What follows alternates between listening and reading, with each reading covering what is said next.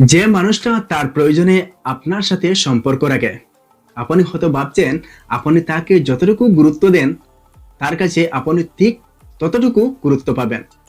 কিন্তু আপনার এই ধারণাটা সম্পূর্ণ ভুল।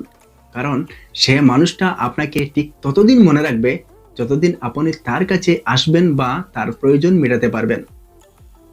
যে প্রয়োজনের জন্য সে আপনার সাথে সম্পর্ক রাখে, যখন আপনি তার প্রয়োজন মেটাতে পারবেন না, আপনি তার জন্য উদার হয়ে বুক মেলে দিলেও সে আপনাকে পিঠ দেখিয়ে চলে যাবে।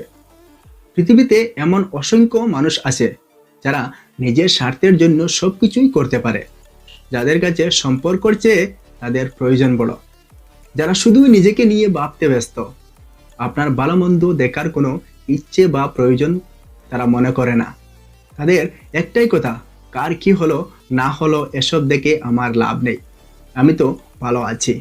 হ্যাঁ, সত্যিই তারা ভালো থাকে, কারণ তারা শুধুই তাদের প্রয়োজনের জন্য আপনার সাথে সাময়িক একটা সম্পর্ক রাখে।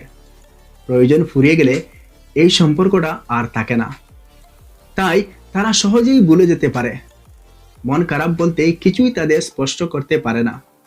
আর আপনি তো স্থায়ীভাবে সম্পর্কের এক অদ্ভুত মায়াজালে জড়িয়ে যাবেন। তাই চাইলে আপনি খুব সহজেই ভুলে যেতে পারবেন না। এই মানুষটাও এক সময় হয়ে উঠবে আপনার মন খারাপের কারণ। আপনি যখন তার প্রয়োজনে সাড়া না দিবেন, কিছুদিন তার সাথে অভিমান করবেন, দেখবেন এই মানুষটা যার জন্য জীবনের অনেকটা সময় ব্যয় করেছেন, যাকে বন্ধু ভেবে মনে জায়গা দিয়েছেন, সে অন্য কোথাও আপনার নামে বদনাম করে বেড়াচ্ছে। কারণ তার কাছে আপনার কোনো মূল্য নেই।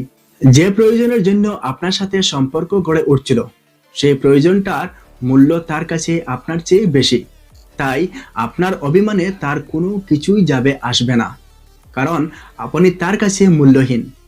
আপনি ঠিক ততদিন তার কাছে ভালো থাকবেন যতদিন আপনি তার প্রয়োজন মেটাতে পারবেন।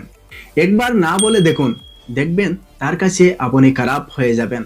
যাদের দৃষ্টিতে আপনি খুব ভালো একজন মানুষ, তাদের কাছে সে মানুষটা আপনাকে এমনভাবে উপস্থাপন করবে যেন এই পৃথিবীতে আপনি একজন নিকৃষ্ট মানুষ। যদি সম্পর্ক হয় প্রয়োজনের, তবে প্রয়োজন শেষ, সম্পর্কও শেষ। আর যদি সম্পর্কটা হয় আত্মার, তবে এই সম্পর্ক শতমান অভিমানের জোড় এলেও হবে চিরস্থায়ী। তাই বন্ধুত্ব হোক অথবা আপনজন, সম্পর্কটা হোক আত্মার।